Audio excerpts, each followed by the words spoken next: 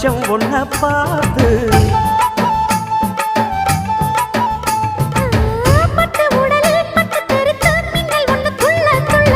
வெக்கம் துடிக்க விளக்கணைக்க ஜன்னல் கண்ணை மூடிக்கொள்ள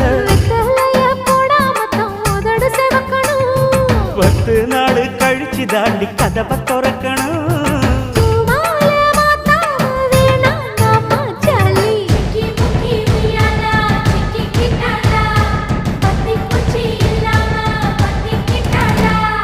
மச்சாங்கிட்ட முந்தானைய தந்து வப்பாளா,